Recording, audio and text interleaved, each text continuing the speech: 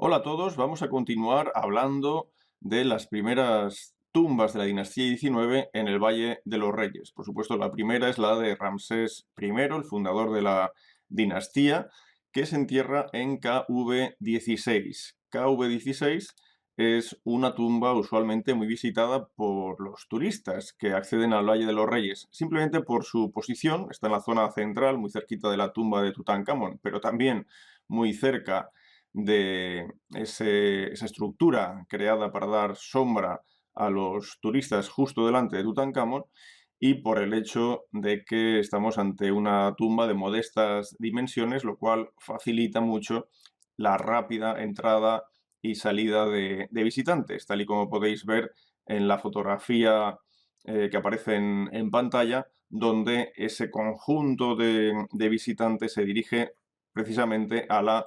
KV-16. KV-16 es una tumba que, aunque presenta enterramientos que probablemente nos llevan a inicios del tercer periodo intermedio, el hecho de que no tenga graffiti de época grecorromana o época copta evidencia que en algún momento, con posterioridad al tercer periodo intermedio, pero no más tarde, esta tumba quedó completamente cubierta hasta su descubrimiento por parte de Belzoni.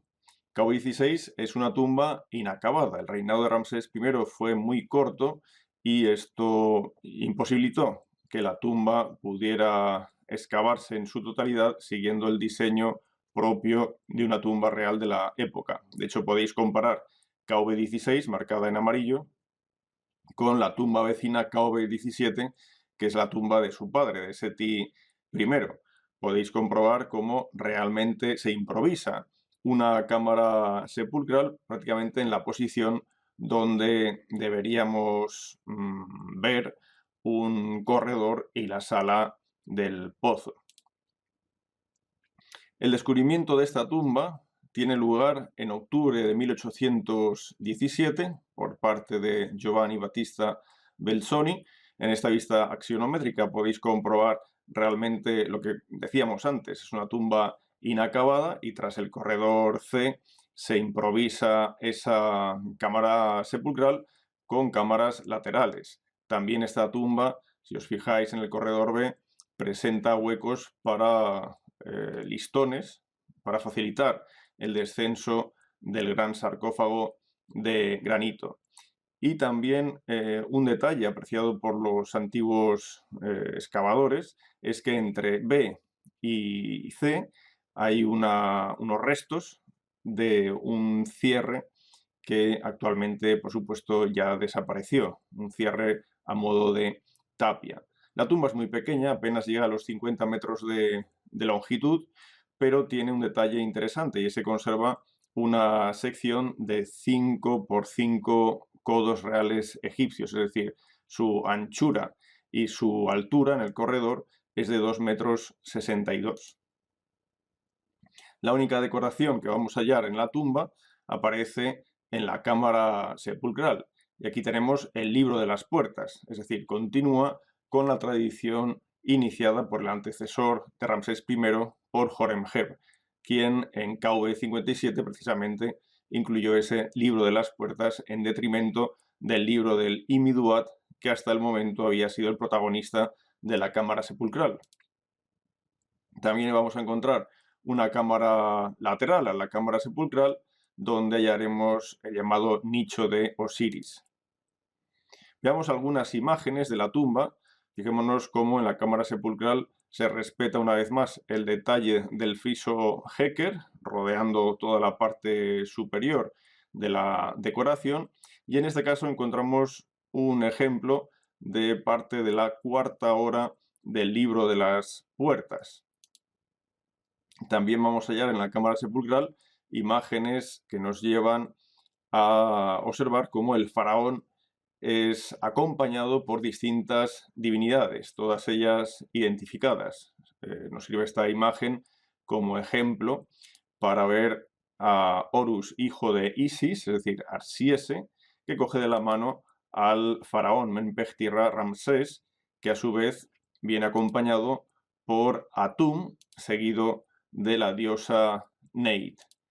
Ahora fijémonos en este recuadro, vamos a ampliar la imagen para comprobar que realmente esta parte de la tumba, como no pudo ser de otra manera, se realizó con mucha rapidez. Tened en cuenta que de algún modo el faraón muere antes de lo previsto o muere en un momento en que la tumba está inconclusa, con lo cual no solo los excavadores de la tumba, los trabajadores de Deir el-Medina, tienen que transformar ese espacio en una cámara sepulcral, sino que también los pintores que están trabajando tienen que acelerar el ritmo para, de algún modo, proveer al faraón de una mínima base iconográfica con la que enterrarse. Por eso vemos como el trazo, el acabado, aquí no hay relieves, como en el caso de Horemheb, es mucho más rápido.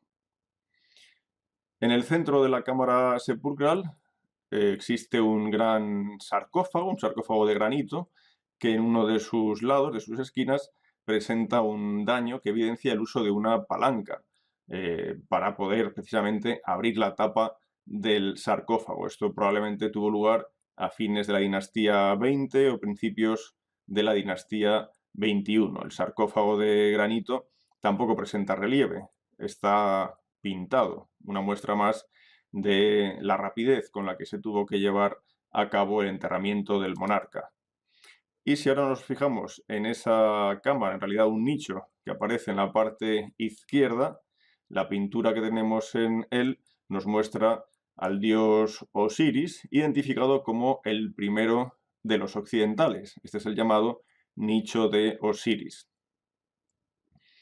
Tenemos referencias del momento en el que Belzoni entra en la tumba y nos sirve de algún modo para identificar qué piezas de las halladas en la tumba encontró Belzoni y dónde estaban dispuestas en el momento de su entrada en esta tumba de Ramsés I. Él dice: encontramos un sarcófago de granito con 2 momias en él. En un rincón una estatua estante de 1,98 metros de altura, de madera de sicomoro, y hermosamente tallada, casi perfecta excepto la nariz. También encontramos pequeñas imágenes de madera, bien talladas, que representan figuras simbólicas. Algunas tenían cabeza de león, otras de zorro, otras de mono. Una tenía una tortuga en lugar de cabeza. Encontramos un becerro con la cabeza de un hipopótamo.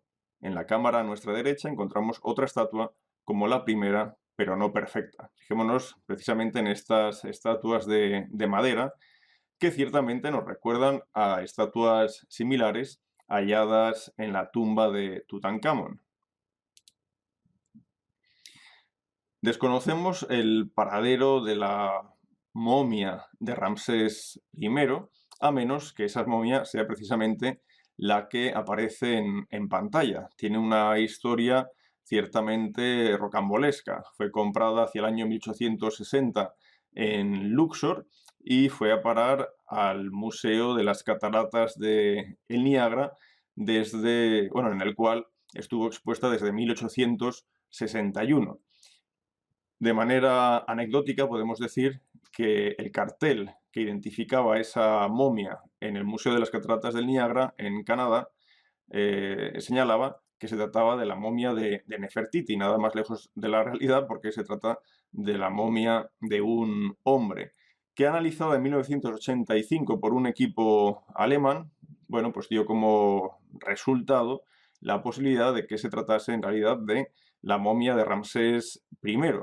Desde el momento en que fue identificada como la momia de un rey egipcio, fue reclamada por el gobierno de Egipto, de modo que ya en 2003 fue devuelta a Egipto. Hay que decir, no obstante, que no todos los investigadores están de acuerdo con que esta momia sea de Ramsés I.